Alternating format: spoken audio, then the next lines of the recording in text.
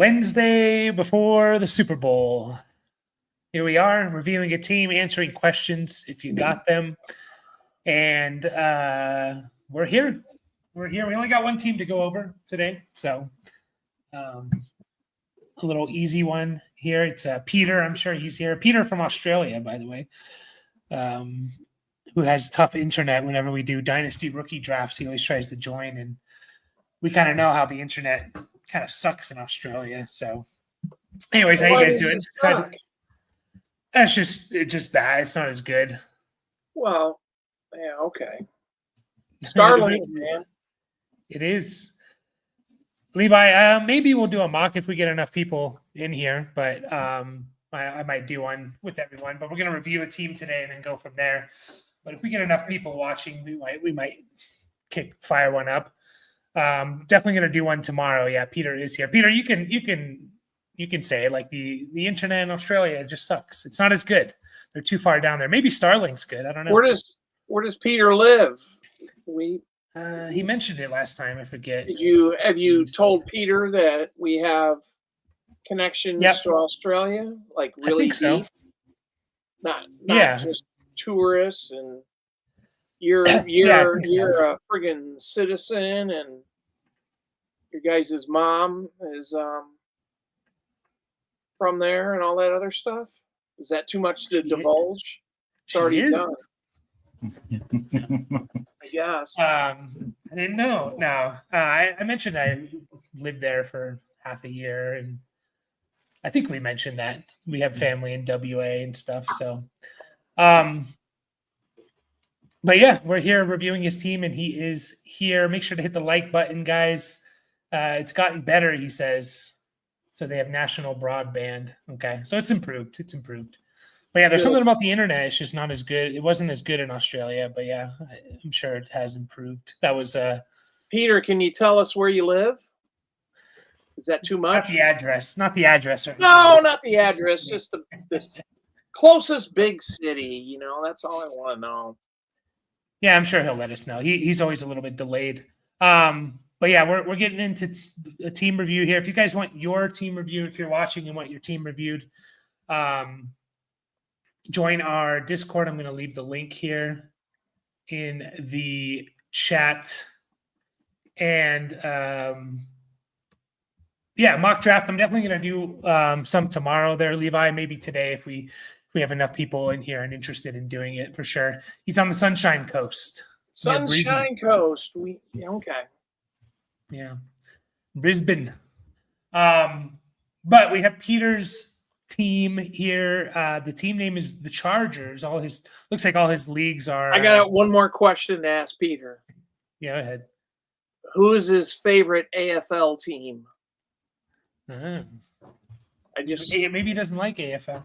Well, mine is the West Coast Eagles. So it's all about Collingwood. Go Maggies. Go Maggies. Apparently, they're like the Raiders of the AFL. No one likes them, huh? No. They're trash, or they're all criminals, or whatever. Lions from Brisbane. He's a hometown guy. He's sticking West Coast Eagles for me, Peter. Have they ever won the championship? Yeah, West Coast Eagles have won it a couple times, but no, the Lions. Oh, they're the reigning AFL champions. They won the grand final by 60 points. The hell? I assume that's a lot. Kick the shit out of them, man. Yeah. Oh, that's just like 2 goals. Right. No, it's not. It's 9 now. There's a little bit of madness. Their goals are 6 points. Yeah. Either 6 or 1. If they go in between the middle. Yeah. It's like when you watch AFL and like coming from watching like football, it just seems like you don't know the rules completely. It looks like a little bit like madness on the field. Just like I try to listen to the announcers, but they're talking with such a heavy accent. I've been watching that Saturday night on Fox here in the U.S. I watch it. Ever playing and stuff. So he says he's not the biggest AFL fan, but not enough. See, yeah. Yeah. We should start an AFL channel. Americans react to AFL football, AFL Aussie rules. Nah, you don't want to do that. I might get a lot of hits. You never know. Yeah, Anyways, we have a Peter's team here is a pretty standard team across the board. It's a 12-team start 10 superflex PPR, no tight end premium. So again, pretty average there. 12-team start 10s about not too shallow, not too deep. You see it from the war graph here. Kind of how it looks when you don't have any special settings or anything. You got the quarterbacks in the superflex are obviously the most important position. And then the running backs and wide receivers are usually right there with each other. Obviously, running backs had a better year this year, so they're going to be a little bit higher, but that could easily switch. And then tight ends outside the top couple of guys don't really matter too much, unfortunately. So we got Peter's team. Couple notes about them. They just finished their first season, so it's a new Dynasty team. You can kind of see that from this bar graph and the how even it is, right? There's no dominant team. There's no rebuilding team. So we assume a lot of these teams are going to want to compete in this league, I would say. So even I was kind of looking at it, even the team that says trust the process, which is a rebuilding team, it has like Lamar and McConkey, some players here, Dunze potentially. I don't know, but Peter's team, which is the Chargers. Is that your favorite team, by the way, Peter? Because I'm sorry if it is. You chose the wrong team. We are. Stick with it, man. Harbaugh's going to take him over the top. Yeah, maybe. So his goals here, he mentioned it in the chat. He wants to sell a quarterback, potentially to strengthen his wide receiver room, potentially trade the 111 for a future first. And he wants to keep some trade capital. I didn't write this one down, but he wants to keep some trade capital. And if his team looks like a contender, then pick up a vet running back or value opportunity. If not, try to land more future firsts. So he's made quite a few trades in this league. So it sounds like they're pretty open to trades and stuff like that. So overall, Brian, thoughts on his team? Is it like a 1-year rebuild, a kind of see how the first few weeks go, first month or so goes, or is it just like a straight up compete in your opinion? Well, if I'm reading this right, it looks like he finished in second, so he made it to the championship. Mm-hmm. Assuming that they do a standard, he's got the 11th pick in a couple of the rounds. So yeah, so he made it that far, so that's good because the team that has the last pick, they don't have a second quarterback, like they got Mahomes and that's it. That's the Giants. They're strong though in running back, and they got 3 good enough wide receivers. So yeah, no, I mean he's got like a solid base with Jefferson and Lamb, like pieces to build off of for years to come. I think it's one of those, like if he's interested in getting draft capital, he's obviously already working on that. He's got a couple of firsts for next year, a couple of seconds as well. So that's good. I think there's nothing too exotic here in the scoring. So he's got the aging running back in Aaron Jones, who we just talked about in our what do we call those videos? The price checks. The Dynasty price checks. Yeah. So definitely listen to that one, Peter, if you want to know what to do with Aaron Jones. I think that's a solid piece. So yeah, I think I would let it play for a few weeks and then just figure out where I'm at. Yeah. And if you kind of look at this team and you kind of undersold, man, Drew Lock, he won people championships with his 300-yard, 4-touchdown performance in the fantasy championship game. That's probably why this person won the championship, to be honest, which is kind of crazy. But he had to get there first. So, I mean, Drew Lock didn't take you there. No, but the point being is like we talk about depth in some leagues, we talk about hammers and others, and this is kind of like showing you like you have a few guys, like if you have a few guys like Gibbs and Barkley and Bucky and then Mahomes and like you don't need much to get you there, you know. And this like is three, four guys. But that's the guy who won the league, right? Yeah. But I just wanted to point that out where it's like, Okay.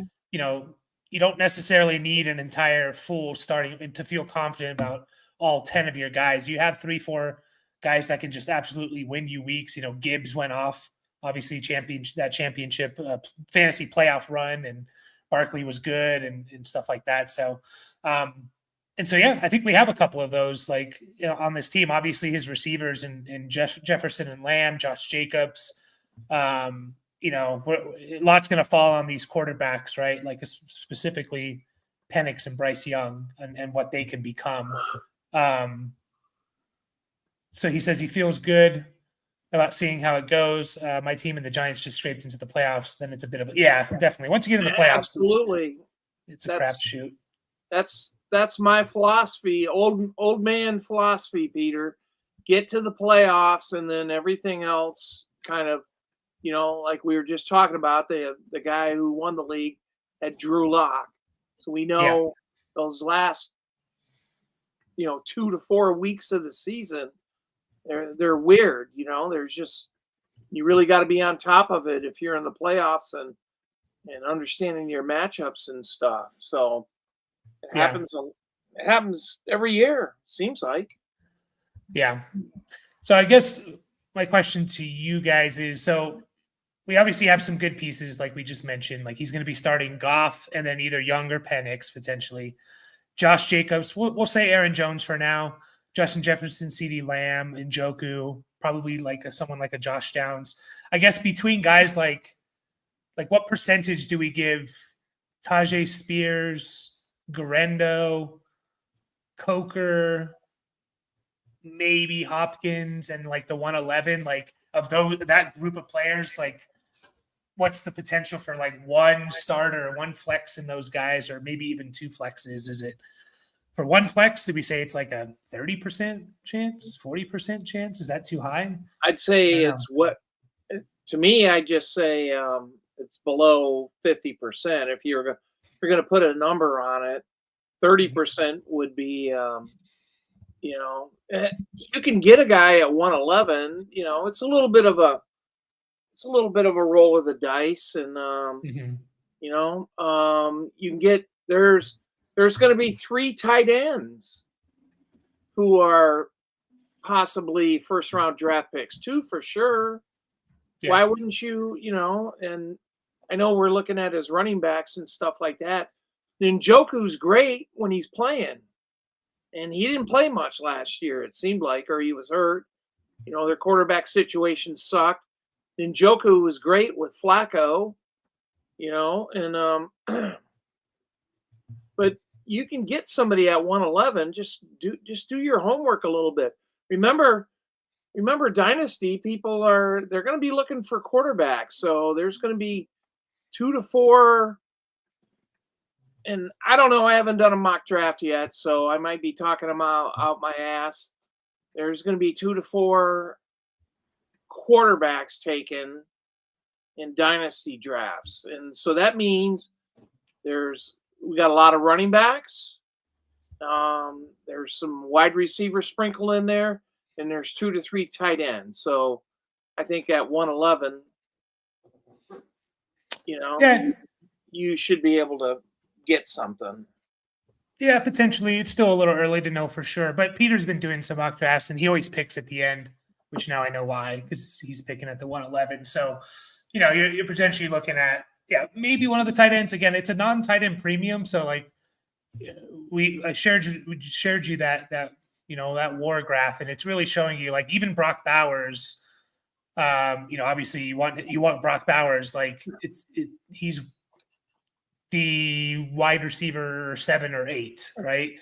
Like George Kittle is kind of the same. So like, and then it really falls off. Like the tight end 4 is equivalent to the wide receiver 30 or whatever. So, I think that's actually thing to bring up is potentially using Joker as a trade chip if he has any value. But we can get to that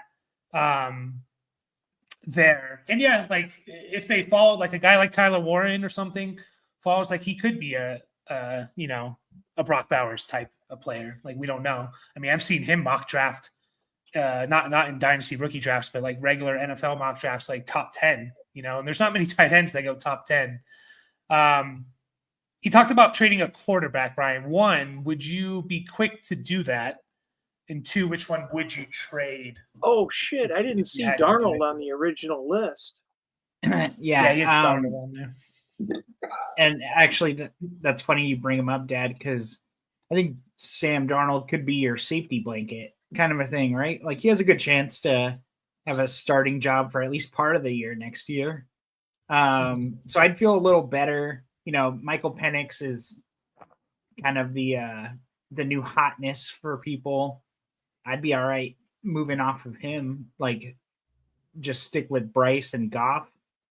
And then, I mean, you saw what happened in the, like we talked about the Drew Lock experience, so there's guys that come up. I wonder how many, there's an easy way to see how many quarterbacks are rostered. I'll look for that right now. That's interesting. It's that goddamn, who is the top quarterback there? Penix. Yeah, just the age value. On what? It's just people. Why wouldn't Goff the age and stuff? Yeah. Okay. It's Dynasty, and people are always going to. They want the new. They want the, like Brian says, the new stuff or whatever. Yeah, I think Penix is the one to sell because he has the highest value, and all these guys fall into the bucket of they're not difference makers with their legs. And so they're all probably low-end QB1s at best, like over the course of the next 2-3 seasons, if you average them all out. Could Goff be the QB7 or 6 this year? Sure. Could Bryce Young maybe get in there? Maybe. And he's probably the one that has the most upside with his legs because he was showing it last year, the end of when he came back from his benching, and he's like a legit – the guy runs like a low in the 4.4s or something, which is pretty crazy for a quarterback. So yeah, Penix would be the guy I'm looking to kind of like people are excited about him. He's already won the starting job and he didn't have a season where he didn't have a Bryce Young rookie year. It's like, oh, he sucked. And so we're out on him. Like he only played a couple games, looked decent in them. And so like you kind of have that weird situation where it's like, oh, I got a first round quarterback who like it's actually increasing in value, even though he did nothing, because he's exceeding expectations of like, oh, we didn't think he was going to even start by this point.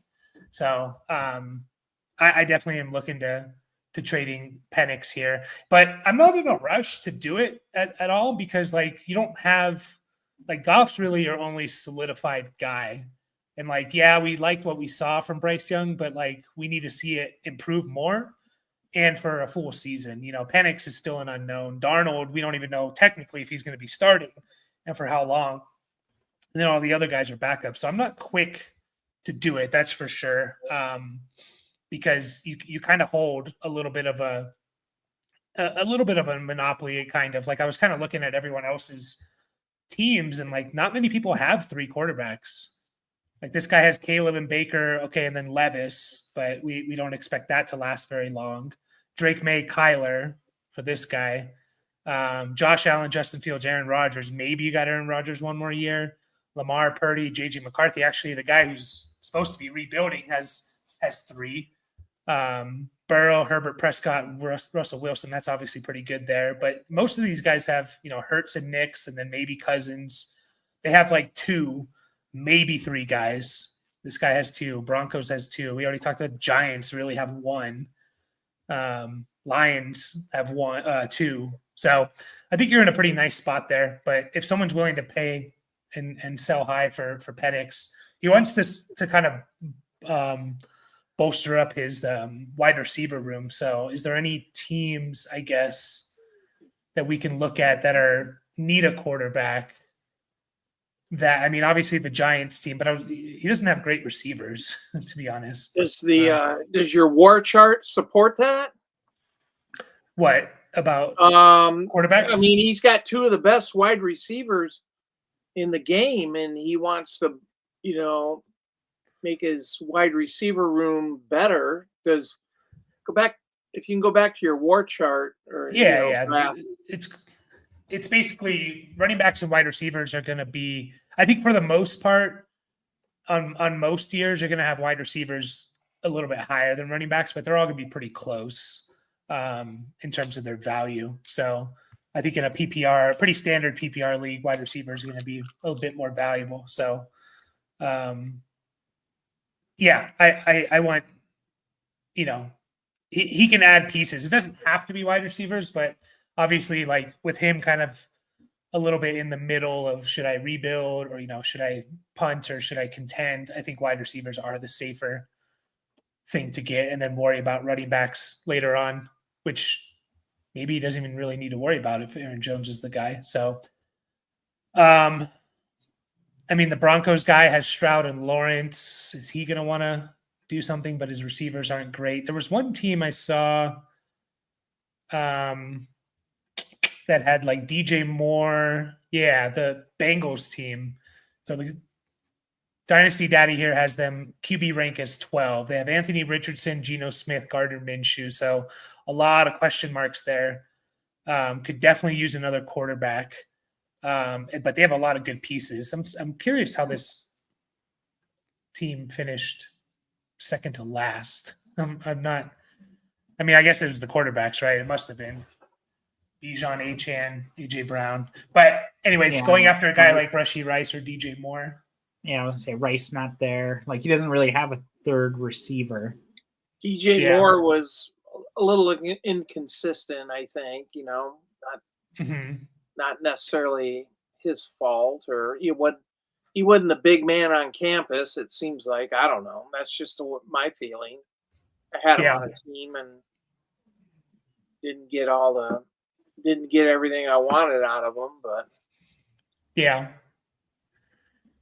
I mean, I get it, Peter. Like my only issue with that is I don't know. We don't know for sure if you have, like, if you had, I don't know, Goff, Purdy, Penix, and then like one other quarterback who's like, we know he's probably going to be there, like a Baker. Baker's not, he wasn't mid this last year, but Trevor Lawrence or guys that we feel confident are going to have the job for the next couple of years and at least give you top 15 production. Still some unknowns here. Like we can't forget what Bryce Young looked like the first year and 4 games of his career and stuff like that. So that's why I'm a little bit hesitant about just like moving off of him. But what do you think about just my 2 cents on that. I have a hard time seeing him go backwards now. They kept first off Bryce Young, and the reason is, well, they kept the coach. Okay, now if they add something in the wide receiver area and they get better in the offensive line and stuff like that, then things could look different. I mean, it's kind of the weakest division where they can compete, definitely. So, but also we have to acknowledge, like, as he was better, but he averaged 210 passing yards a game and a touchdown and a half. It's not like he was like, holy crap, look at Bryce Young throwing 250 and 2 and 3 every game, So I know, you had the rushing and it's a little, it adds more to it and stuff. So, even if he, I agree. I believe in Bryce Young, and we were telling people, to go buy Bryce Young, buy low on him last year. And people were calling us crazy in the comments, right? Like they didn't want to, he's worth nothing. Someone tried to convince me to trade Bryce Young for a 3rd round pick at the beginning of the year. Like no one wants him. Why are you holding on to him? It's like, dude, I still have belief in him. And so he says he has good relationships with most managers. Few are very guarded. I'm consciously not proposing any trades right now to give them a rest. Yeah, that's fair. Everyone wants to. There's usually a dead period from now until free agency or draft time, and then there's a dead period until then in August. So, But what do we think of the idea of like getting a Rashee Rice or DJ Moore with one of those quarterbacks? Maybe, obviously, probably a little bit more. If we go for DJ Moore, we want something else in return. Like, would you do Penix for DJ Moore in the 202? Do you think you're somewhere low? Yeah, I might. I like draft capital, so yeah, it might be a little more digestible if you offer. Sorry, I lost the team. Even a 26th first. No, well, I was thinking like just moving up those spots in the second round. That might make it a little more digestible. I don't know. I think your best bet is to throw Penix on the trade block sometime in mid-April, and see what anybody says. Yeah. And if they're not active, like that's fine. When's your draft? One fab. Yeah, one fab for Bryce. Let us know when your rookie draft is. More than I think about it, I actually don't think I would do that trade Penix for Moore in the 202, just because there's a little bit of uncertainty about what DJ Moore can be.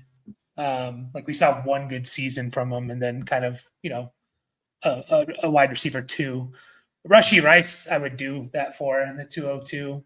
And I think you could potentially get that. Like maybe if you do, like you said, like you swap 202 to 212, you give him Penix. Yeah, he has the 209. Okay, so you give him the 209 and Penix, and you get Rice in the 202. Like I don't mind that. And again, it's based on the fact like if Penix hits, he's probably again best case scenario over the next 2-3 years, he's a QB1. A low end QB1, like QB 8 to 14 or something, and you can hopefully find a replacement for that somewhere, so maybe even with the 111 if they let the quarterbacks fall. Yeah, I mean, early June is his draft, so after the NFL draft. My favorite, I know I've said this a few times, but my favorite, I feel like attainable receivers right now with like high upside are Waddle and Higgins still. Yeah. The guy who has Waddle, he's got May and Murray, and that's it basically. So he might be a good partner. I don't know if it's better to like target these guys or. Oh yeah, the guy with Higgins has plenty of quarterbacks. He's actually got 4, counting Russell Wilson. So not so much. His team actually looks pretty good to compete. So yeah, I think everyone's going to look solid. At least some places. I mean, what would we need in return though for trading Penix for Waddle? Well, you guys are pretty ambitious about starting quarterback. So, I mean, I don't know, giving them away for a draft pick and a player seems a little low from what you guys have said before. I mean, I think someone like Penix is probably 2 first-round picks is like what I would feel, whatever that equivalent is. So, if we still consider Waddle like a low end, a late first-round pick, we need a little bit more for him. So, yeah, I'm definitely a bit higher on him than that, but I don't know. Maybe you can get because he said he was interested in the next year's first, and this might make it a little more digestible. Ask him for Waddle in next year's first, and you shoot him Penix and like your 209 this year or something like that. Or Njoku. I mean, he has Otten, but even like someone like Njoku, who again, whatever I can get for, if I get an early second, I'm taking that for Njoku. And just, finding a replacement player, and it won't make too much of a difference. There was something else I wanted to. Oh, he mentioned the obviously trading his 111 for a future 26 first. If you could do that, I would do that. Because again, the odds of it being better are very good. And I think probably the 26 class is going to be better in more valuable positions, wide receiver and quarterback, whereas this one's more running back and tight end heavy. So absolutely, if you can do that, you're going to be able to do that closer to rookie drafts, just because you start attaching names to players or picks to names to picks is what I'm trying to say. And people just get more excited about the draft and stuff. So anyone who doesn't have a first round pick, especially like this Eagles guy, maybe he'd be willing to do it. DK Metcalf is another receiver I'm looking to target just because, again, he's in that range of guys where, like, I think we talked about it again in our Dynasty price check of just like he's in that range of wide receivers where, like, we don't really see the upside for a lot of them, or they're like older players, but like Metcalf could still be, a top 12 receiver if he has the right season and team around him. So Dad, you're not in on the like a receiver and a pick for a guy like Penix? It just seems a little light, Usually I'm okay with stuff like that. It just, we haven't seen the full up version of Penix. So, I mean, the guy can throw for 4,000 yards and 30 touchdowns. And then what are you going to say? I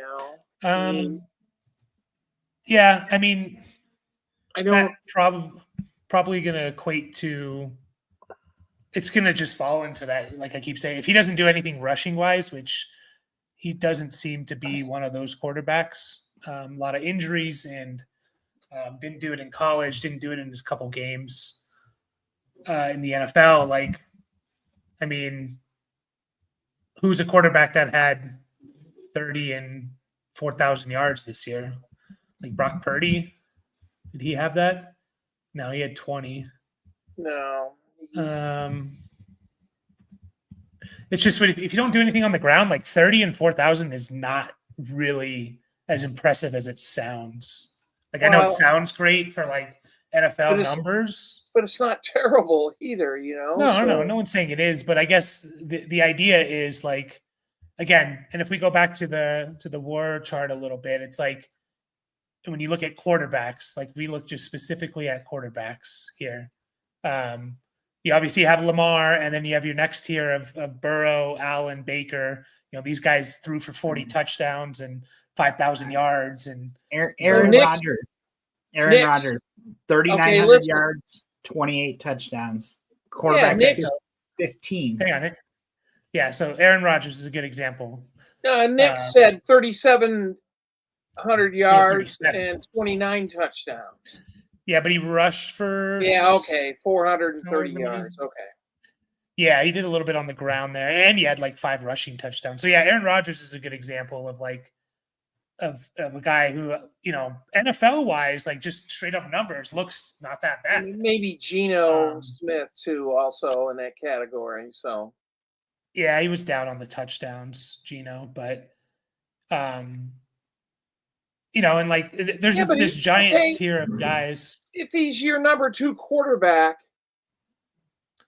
in a super flex league, I'm happier than shit to have something like that. Mm-hmm. I mean, you can't. I mean, if you're a super flex league, you're not going to have 2 top 12 quarterbacks more than likely. So. Yeah, I mean, ideally that's what you want, but I guess, like, again, and it kind of plays into this giant bucket of guys where it's like they're not huge. So it's more about like what you're getting in return. So where is Aaron Rodgers here? So he was the QB 16. So what's that? What is that equivalent to for running backs. That was equivalent to RB16, wide receiver. Okay, so basically all right there, right? That's kind of, they're all pretty equivalent. RB16, wide receiver 16, QB 16. So, it's just like, well, what if we get a top 12 guy, like he's wide receiver, running back, even though it's not a quarterback, it's more valuable in that sense, So, and again, it's you can probably find quarterbacks that are going to have similar production, whether they do it all by passing or they rush a little bit or whatever, it's not going to be that hard. There's very few difference makers. So, and I think you can just capitalize on the and this is super flex, Levi, by the way. Played one QB Dynasty. But yeah, it's just there's a bunch of guys there where, again, if you don't have, you need a Lamar, you need a Josh Allen, you need a Baker this year, you need a Burrow paired with these guys, and so I just think there's a lot of these quarterbacks that you can find, like down tiering as well. Like, can he down? Like we always talk about it. Like, can he trade Penix for Dak? And we always bring up Dak because he's just so underrated, Like, can you trade Penix for Dak and a receiver like a Devontae Smith? Maybe you could. Maybe you have to throw in your late second or something, but that might be something you could do. So, who are the other quarterbacks in that range? Goff, you already have. Probably Trevor, but does he have him? No, that's the other team that only has 2. Yeah, I wonder if you could do that. I think maybe people are going to be a little bit optimistic about Trevor just because of the new coaching and stuff. It's like his 5th coach. We need to learn. I know. Yeah, so it seems like he'd be smarter. Mm-hmm. Yes, we're not talking shit. No, it's just we're not like saying give Penix away, but I definitely think you could benefit if you get multiple assets for him. Because again, I think like 4,030 to 35 is like, that's kind of like best case scenario for Penix. I don't think we expect him to be a Joe Burrow or any of these other quarterbacks that can, do it with just basically their arm. So what was Jared Goff? I know Jared Goff this year was QB8, but last year. Here I can tell you. So he's 45 and 30 last year. Goff last year. QB 7 overall, QB 15 in points per game. So let's see if there's any guys that we can remove there. Not really. So that kind of shows a little bit. It's like he averaged 17.8 points per game, So yeah, Goff's a great example of a guy throwing for 4,000 yards and 30 touchdowns, pretty kind of consistently without a rushing game. Yeah. And basically, if you do that and you play the entire season, you're probably going to be a top 10 quarterback, total points. But your points per game is going to be potentially like was Goff for 2023, QB 15. Anthony Richardson, I guess we can't use him because he didn't play much, but Justin Fields averaged more points per game than Goff in 2023. Mahomes, Herbert, Stroud, Kyler, like all these guys. So, yeah. And Dad, because I'm just kind of like going backwards in time a little bit. 2022, I was looking where Goff was. Right in front of him is Daniel Jones at 9. Yeah, that was his Daniel Jones peak he year. He threw half the touchdowns too. Mm-hmm. So it's Daniel just that Jones. rushing. He played all year. He rushed for 700 yards or something, and Yeah.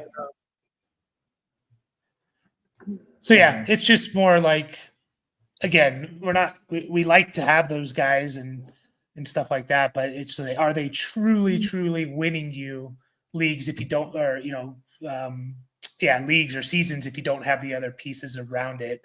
And they're generally not. Of course, you're going to have you're going to have the Baker. There's always going to be that quarterback that, like, holy crap, they were QB5 this year. Even Dak's kind of in that boat, but he did it a little bit more consistently. But this year is Baker. And even Baker, I think he had like 5 rushing touchdowns or something this year. I just like to say, but to that is, if it's a 2 quarterback league, a super flex league, and he's your QB2, I'd say you're probably sitting pretty good. Yes. Yeah. If you have the other pieces. Yeah. Also. Yeah. And so it's arguable, which one's number 2. I mean, they're all essentially number 2 guys. Goff obviously with the best out of them. I agree with you. Like, I think having him as a QB2/3 is great, but you still need, you need Goff to be what he was again last year. You need Jefferson and Lamb to go off, which they easily could. Like, that's what I'm saying. Like, this team could easily do it. And I'm not looking to give away Penix, but he is the guy I would be trading just because he has the most value of the 3 or of the 4, really. So, but definitely not looking because I'm not solidified. Like Young is not a solidified piece. Darnold is not either. I'm not necessarily in a hurry to do it. I'd have a hard time getting rid of a young quarterback. I agree. And we but know he's not young.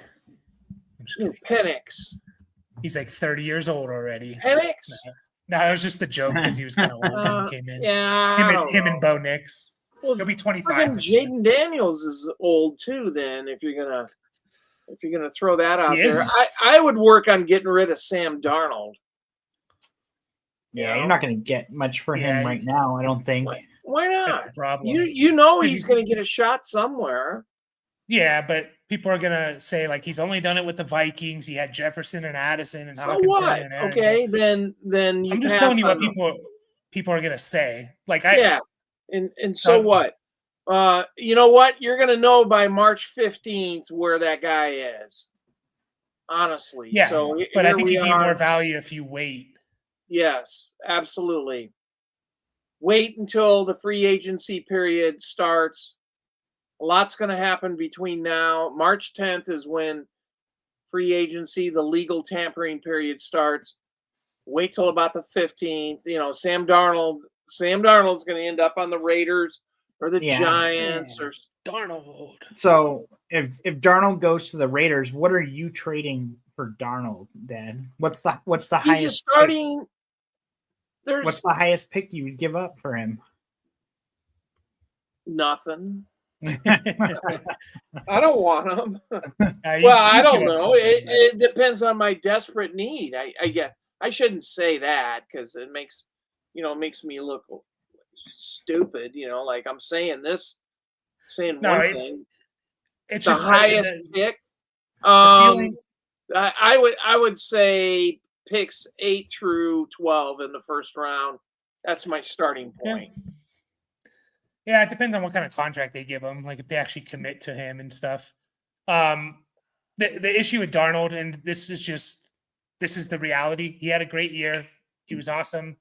If you listen to us last year at this time, we were saying pick him up, buy low on him. As soon as he signed with the Vikings, we were saying that. So in about a month's time.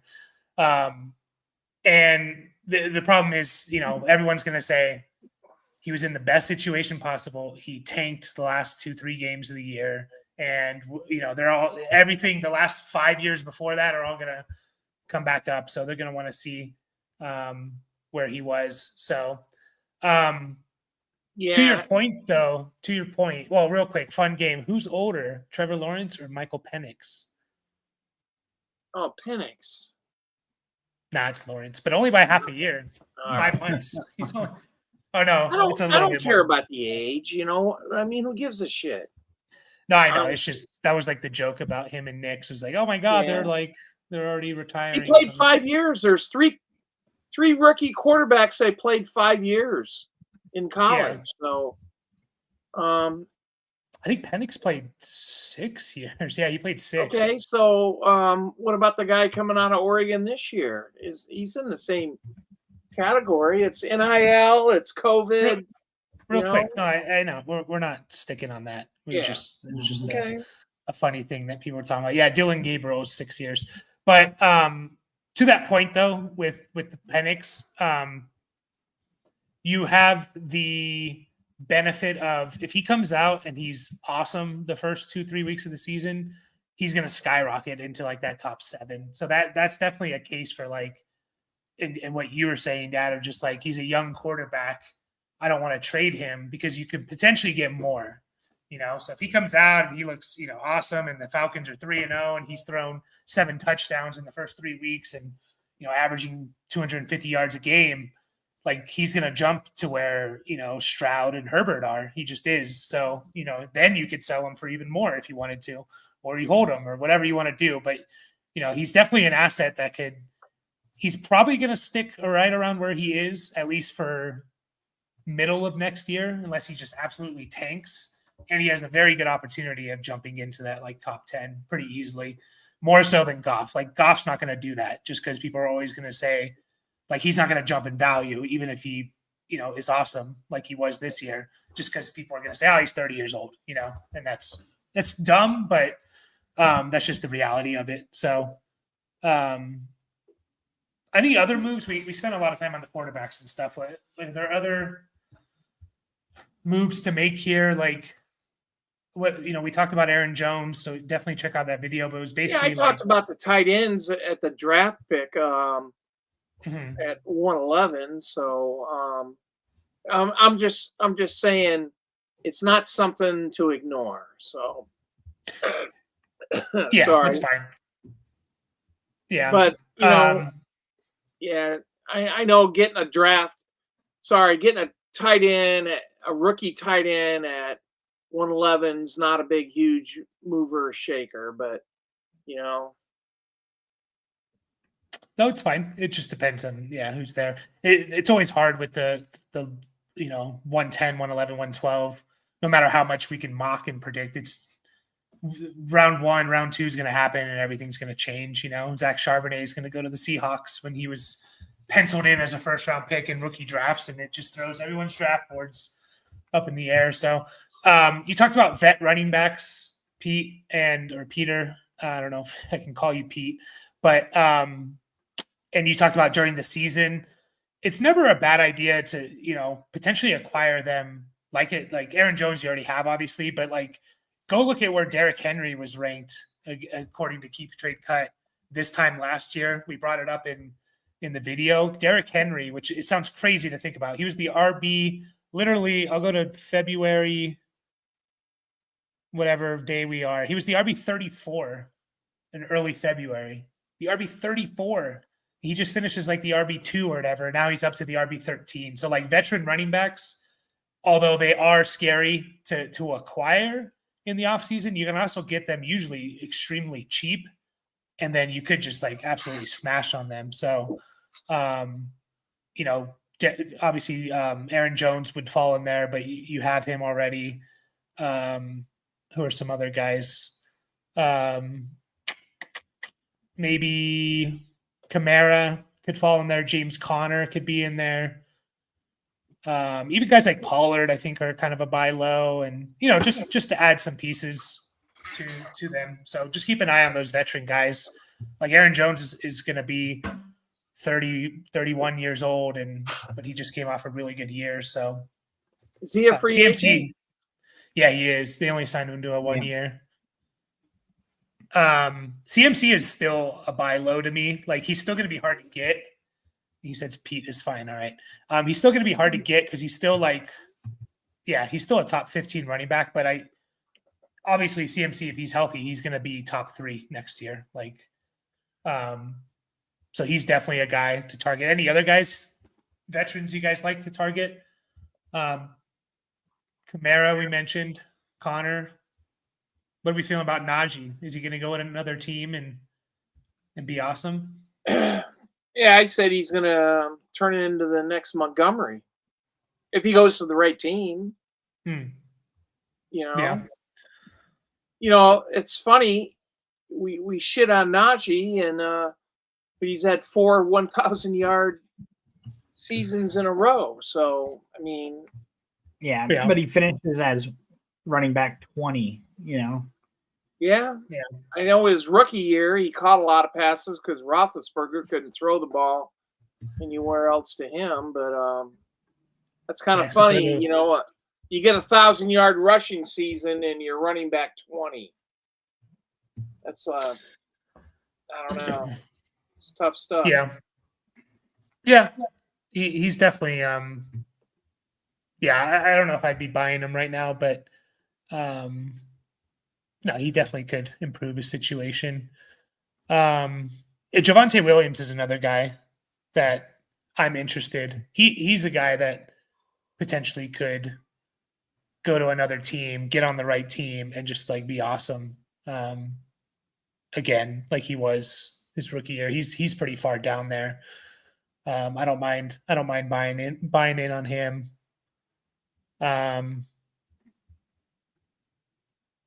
Should I make that running back move now or around the draft? Yeah, it's always tough to know because like they're probably the cheapest now between now and free agency. And then free agency rolls around, and what if Aaron Jones re-signs with the Vikings? Well, he goes up, and now he's more expensive, or he goes to another team that people really like, and now his value goes up. But then they draft the running back, and then their value goes down. So like their cheapest point is probably from right now. Like if we go back to the Derrick Henry situation, I'm sure as soon as he signed with Baltimore, he probably shot up in value, right? Looks like March 9th, he was early March, he was RB 32, and then March 16th, he was RB 18. So that's when he signed with Baltimore. So as long as you're not like heavily investing in them, I'm fine with doing it now. You guys disagree with that or feel a different way?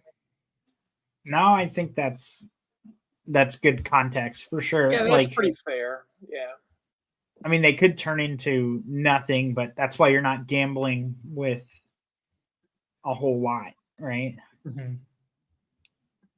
Who does Trust Process have? No, they don't have anybody. I was like, what old running backs do they have? Nothing, yeah.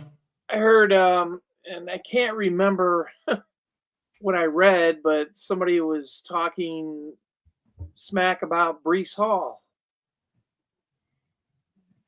And I think it had to do with a mock draft that the Jets would take, the top running back. I forgot his name off the top of my head.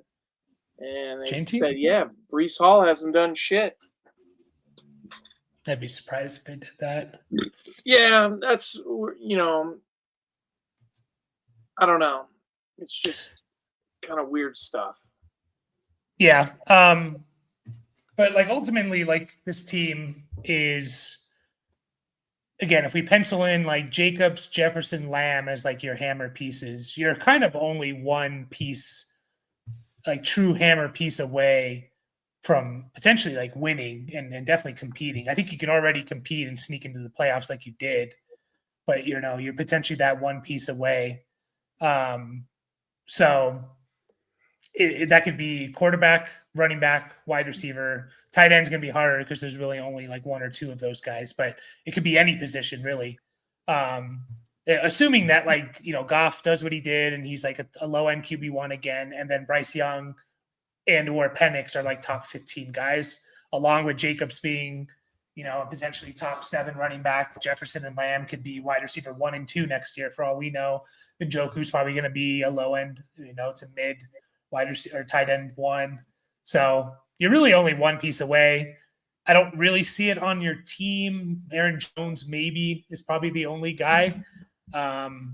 So it's definitely, can you acquire that piece? Whether again, it's It's whatever receiver, Chase, Neighbors, BTJ, Puka, Amon-Ra, Nico, one of those guys, or even further down the list, and guys like Adunze, DJ Moore, Metcalf, McLaurin, still pretty cheap, Waddle, or one of the top tier running backs, which you have one of them. So, anything else we want to say? Yeah, I'm just looking up. I'm looking in the rankings, like what players are right below the 111 that I would trade it for. Mm-hmm. It's like there's a ton of them, like Olave, like you said, DJ Moore, Metcalf, Waddle's down there. Mm-hmm. It's like I would trade that for any of those guys. Yeah, absolutely. And that's only probably going to go up, the 111 fever. Yeah. And if we're the picks are always like a little funky because they'll rank the 111 and then they'll only have like 6 rookies ahead of it or something, Yeah. So it's just people get excited about draft picks. Yeah. And if we're being honest with ourselves, like what it's looking right now, those picks we're probably looking at RB 4 to 5, wide receiver 4, maybe one of the tight ends, maybe one of the quarterbacks. So, and again, what are the odds that those guys really become difference makers? It's low.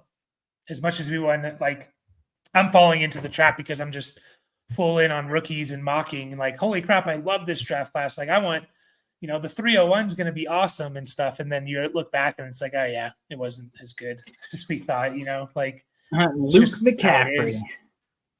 Yeah. Like, oh, Luke McCaffrey is going to be amazing. And we convince ourselves. You don't know what he's going to turn into. You got it.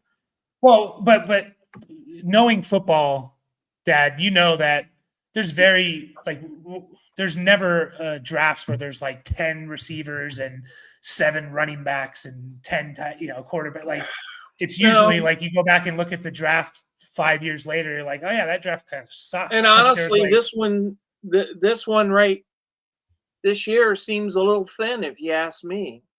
Mm-hmm. Yeah, the running backs are helping it, but it is a bit thin for sure.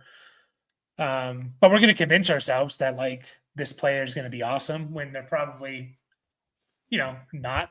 Like you'd be super happy if you got Metcalf at the 111 or Waddle at the 111. Like that would be like the top 2% of what that player could be. So yeah. And then the 111, if you can get a future 26 first, just straight up, I would take it pretty easily. And you don't even need to like rebuild because of that. Like it's just you're kind of you're giving yourself a lot of flexibility there. Yeah, if you have any like questions right now, Pete, you can let us know. I know you're on a couple minute delay. Or obviously you can always message me or in the Discord and stuff.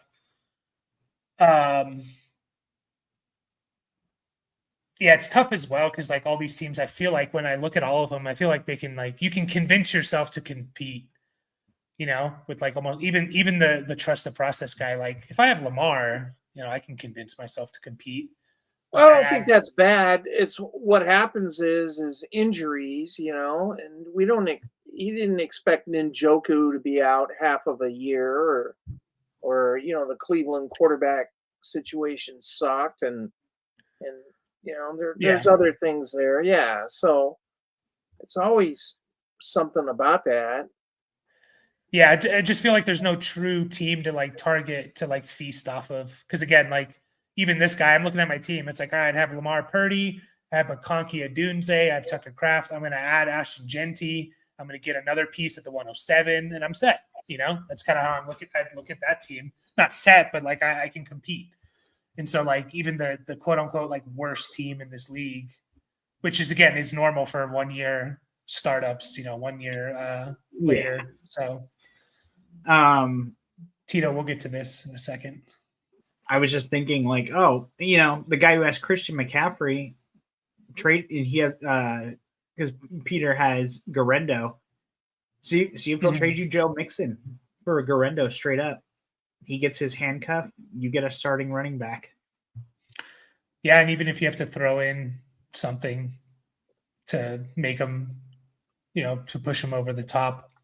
Yeah, he finished middle of the pack last year. The guy with McCaffrey. He was the first guy out of the playoffs, basically. Yeah. But yeah, any specific questions? Just again, I think your team's in a pretty good spot. Like you're young.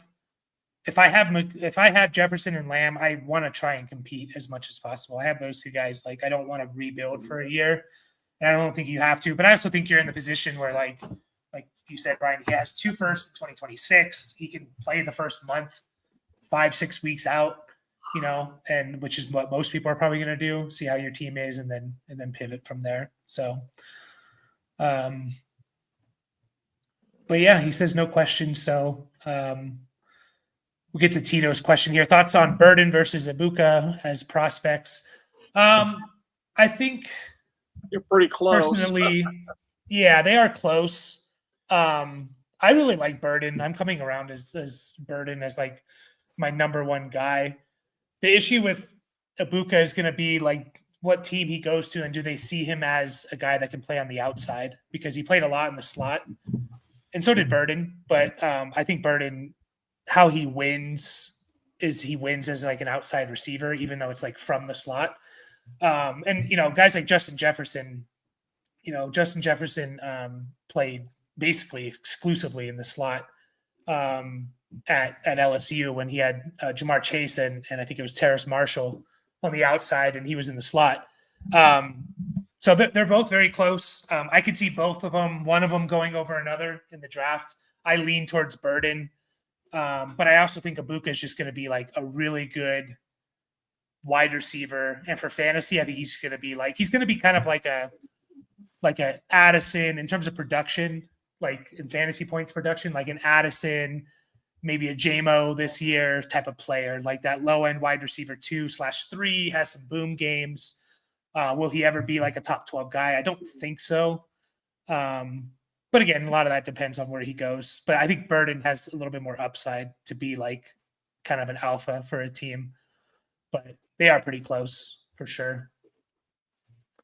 Dan says Dynasty 1 quarterback, half PPR, 12 team. I need a running back, and league is stingy with one of them. With them, I'm thinking of trading the 109 for Najee and the 205. I think I'd wait on this, Dan, because of Najee's a free agent. It's a deep running back class. We don't know where Najee's going to go. He's probably not going to get the contract he wants. Like last year, the running backs got paid. Swift, Pollard, and then obviously, guys like Saquon and Derrick Henry, get paid. But that's because the running back class was so weak. One of the reasons, I think, the draft class. Also, those guys are much better than these free agents. So I'd probably wait on that. I think the 109 is going to be more valuable, although it is one quarterback. How do you guys feel about that in a one quarterback, which does change it a little bit? The 109 for Najee and the 205. Would you wait? Well, the nice thing is you don't have to make that decision now. You can do it in the draft maybe, and at that point, I mean, you're kind of gambling a little bit, but I don't think Najee is going to be the man wherever he ends up. I think he's going to be the half a man, to just, you don't see the speed in Najee. Najee's like a big plow horse, Yeah. 3.5 yards a time. And, he catches the ball good. And, he needs a good offensive line. That's for sure. But that's the way I see it. Yeah, and that's the other side of it is like his landings, like we just talked about with like Derrick Henry, his landing spot could make him harder to get and acquire. I'm willing to make that risk with someone like Najee, to be honest.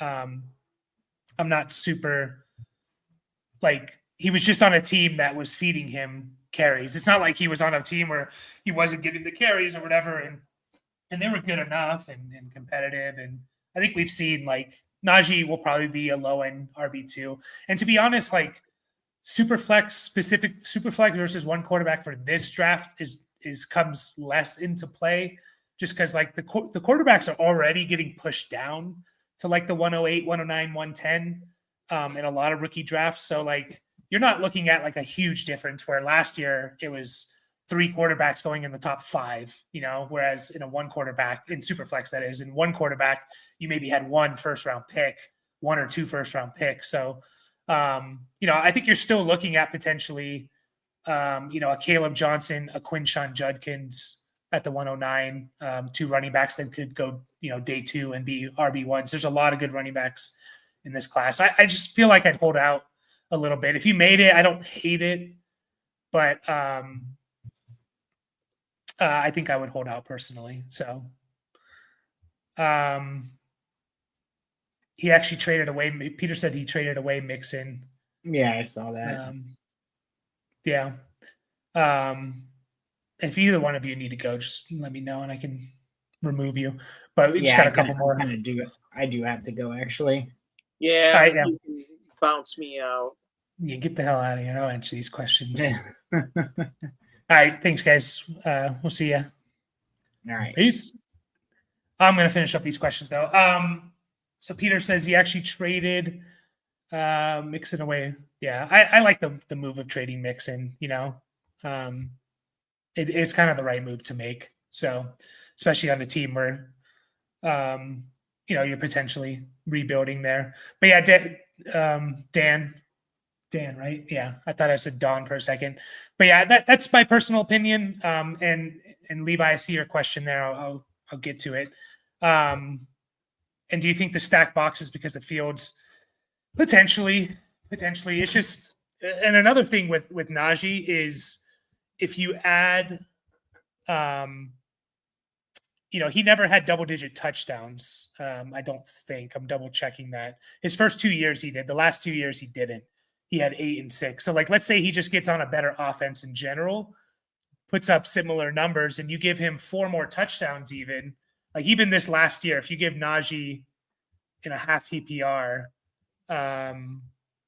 4 more touchdowns, he moves from the RB20 to, top 10 or something like that.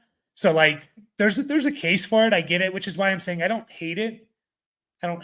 Dan. I just feel like maybe there's someone better, especially as you get closer to the draft. There's another running back that you could potentially get. Another question I have for you, Dan. So you said it's half PPR, right? Yeah, half PPR. Is there there's no like points per carry or anything like that, right? Any weird settings that really boost up running backs or anything, right?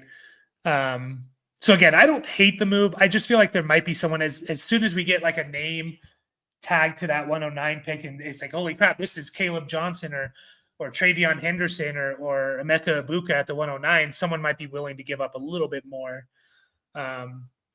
We also do team reviews, Dan. If you want to join, we just did that for Peter. You can join our Discord here, and they'll give you opinions as well. There's a lot of smart people in there. You can post trades and stuff. It's free. You can join it. The Discord is free to join, and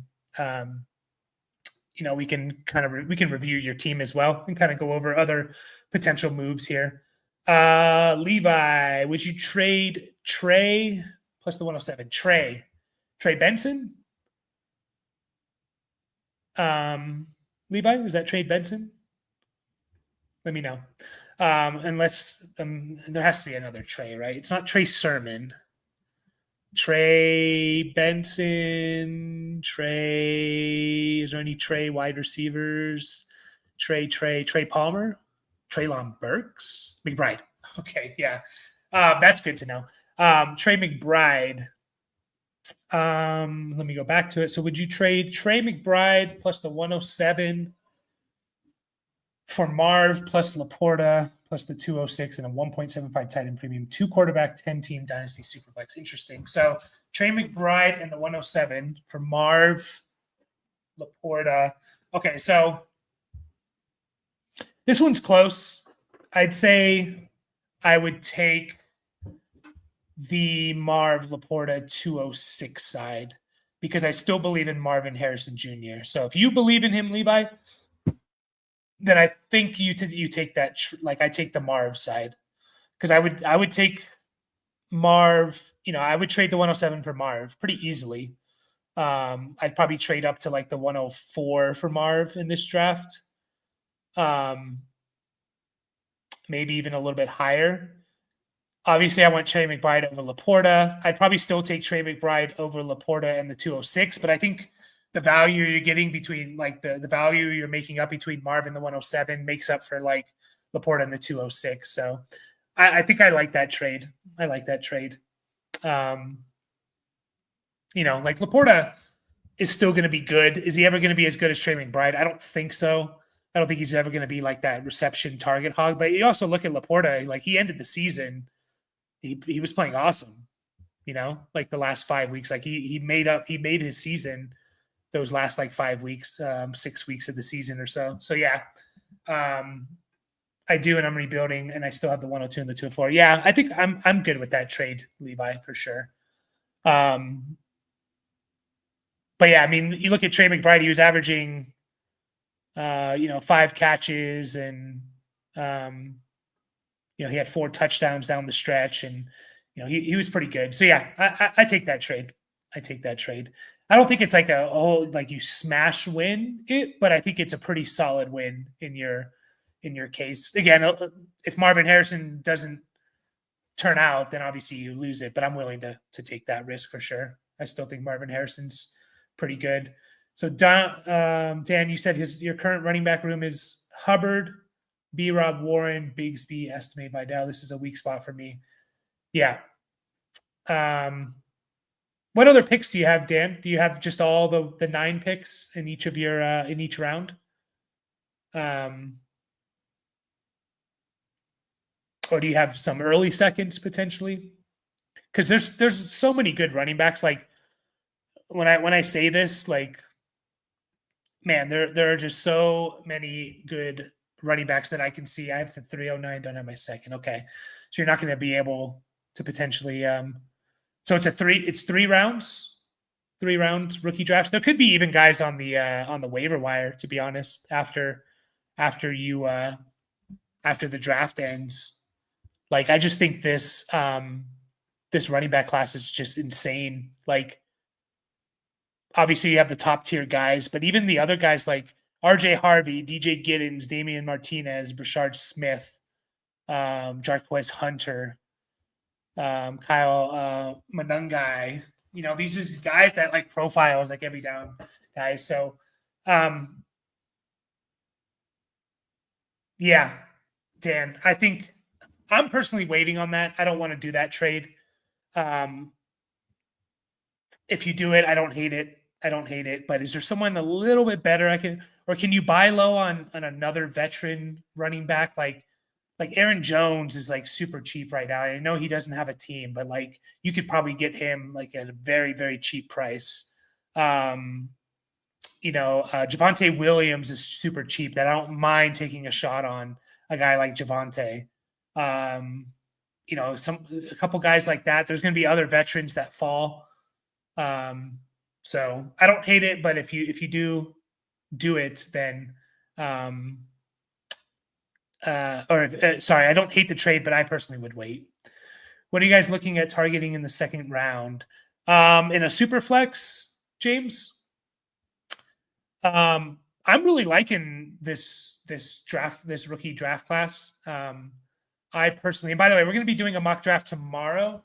I'm going to go live. I think maybe around this time, maybe a little bit earlier. I'll let you guys know in the Discord if you're not in there with a rookie mock draft. So join us tomorrow. I know Levi, you were asking that. I think we're going to push it to tomorrow, but yeah, join us there. We're going to do one tomorrow, and then I'll put out a recorded video probably Friday of one. But yeah, in the second round, I mean, if it's another question. So you said super flex, James. Is it a tight end premium as well? But yeah, second round. I mean, we're looking at guys like potentially maybe a guy like Quinshon Judkins falls there. Probably not, but maybe. Matthew Golden, a wide receiver out of Texas, I really like. I think he has a chance to be a first round pick at receiver. DJ Giddens is someone that I'm looking at. Dylan Sampson, a couple running backs there. Potentially Jack Besh, Jalen Royals. There's some good players. So it is a tight end premium. So that's going to push even more guys down the list. So, in that second round, we're looking at guys like, tight ends that could sneak in there. Harold Fannin, Gunnar Helm, Elijah Arroyo, Mason Taylor. There's 4 more tight ends that could get kind of pushed up that board. Depends if a quarterback goes early second round, like a Jackson Dart or Milrow, those guys could be in the second round. So there's a lot of good players for sure in that second round. Like, I think you're potentially looking at RB in the early second, RB 5 to 7 in that range, wide receiver 4 to 6. And an early second meaning like 201 to 206. So early to mid second. Tight ends 3 to 5. Quarterbacks 3 or 4. So kind of in that range. There's a lot of good players, in my opinion. Paul, I think Rashee Rice is a buy low. I think he is. I mean, like, I know he had the season-ending injury.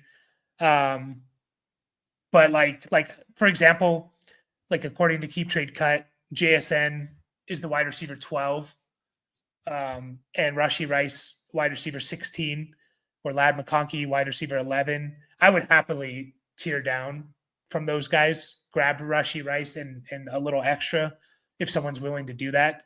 I just think he's a little bit underrated, undervalued. We saw what he did his rookie year, and he was awesome. And then to start this year, this year, he was really good, right? Like, I know he only played 3 games, but 7 for 103, 5 for 75 and a touch, 12 for 110 and a touchdown. Like, he was on pace for a monster year. Tore up his knee, which I don't think it was as serious as they originally thought. I think it was still bad, but yeah, he could get suspended, but I'm not too worried about that for Dynasty. And I'm not too worried about Xavier Worthy. Like, we've seen Mahomes throw for 5,000 yards and 50 touchdowns before. I think I would really wanted to see what this offense was going to look like with Rashee Rice and Worthy and these other guys. And so I think to me, he should be closer to like JSN McConkey level. And he's a little bit lower than those guys because of the injury and because of the potential suspension. So I think that I'm buying low on him if I can, definitely. That's why I think I can move down to 205 and still get a guy there. That's fair. These guys hold these running backs like mad. I've tried everyone outside of Barkley and can't get a deal done. Yeah, that's tough, man. Is anyone on the waiver wire, Dan? Again, you can ask for a team review and we can definitely get that done for you and kind of help you there. But super flex, we answered. Took A-Rich at the 202 of my startup this year. What should I even do now? He's a hold, Dan. A-Rich to me, honestly, like, and maybe I'm delusional. I'm buying low on A-Rich. Like, when I mean low, I mean very low. Like, I'm not sending a first or anything like that. I'm buying low on him. I'm still holding out on hope, because if he hits, he's going to be better. Like, A-Rich will be better for fantasy if he hits than almost any quarterback outside of Josh Allen, Jaden Daniels, Lamar Jackson, Joe Burrow, probably Jalen Hurts. Like, he could be QB1. Now, he needs to learn how to throw the ball and things like that. But even if he gives you, like, he's going to be better than Mahomes, than Herbert, than Stroud, than in terms of fantasy production, Bo Nix, Love, Baker. He's going to be better than all these guys. He is. the problem is like he could just be one of the biggest busts in NFL history, right? Like that's the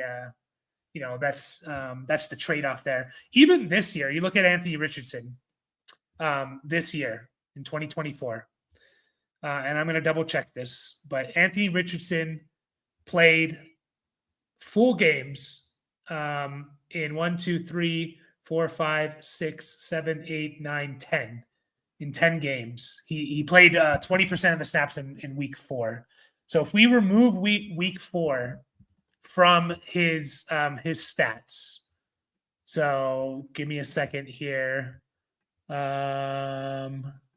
Remove week 4 from his stats, and that is 1, 2, 3, 4, 5, 6, 7, 8, 9, 10 games. As bad as he was, he still averaged more points per game than, let's see here, than Russell Wilson, than Jordan Love, than Geno Smith.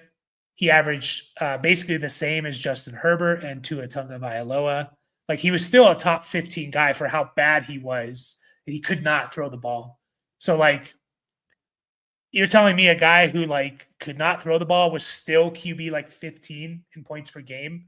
And you just look at the rushing, man, it's just, if he could just be anything, if he could just be solid and do anything, like I still have hope for him. And obviously you invested a lot. You can't sell him right now. You just can't. Like you're not going to get back anything for him, and his potential's still there.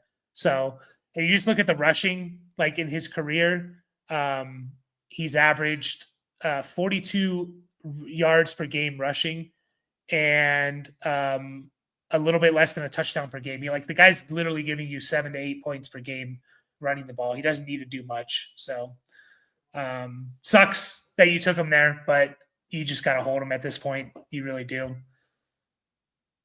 Better stash, Whittington or Parky Washington? I am the biggest Jordan Whittington fan you will ever find. Actually, I want to say we were one of maybe the first Dynasty channels out there talking about Jordan Whittington all the way back in May of last year. It was after the draft. So May or June of last year, I was telling people to stash Jordan Whittington before anyone even was talking about him at all. So to me, it's Jordan Whittington over Parker Washington. I'd be surprised if the Rams don't bring in another weapon. So I'm not saying like, oh, Whittington, he's going to be the number 2, but I think he's really damn good. Probably best as like a 3. And on that Rams offense, like maybe he could be like a 2 for them. So, but to me, he's not, I do think the Rams are going to bring someone in, but he's the better stash pretty easily for me. I like Parker Washington too. But they have a new coach coming in. That always makes me a little bit worried. They're going to want to bring in their guys. Obviously you have BTJ there. Christian Kirk, I think, is almost impossible to get out of that contract for them. I think they still have Gabe Davis under contract as well. They're like one of the most, in terms of their investments in their wide receivers, they're like one of the, they spend one of the most on wide receivers. Yeah, they still have Gabe Davis for another year. That they really probably, they have a $20 million cap hit, dead cap if they cut Gabe Davis. There's no point in doing that.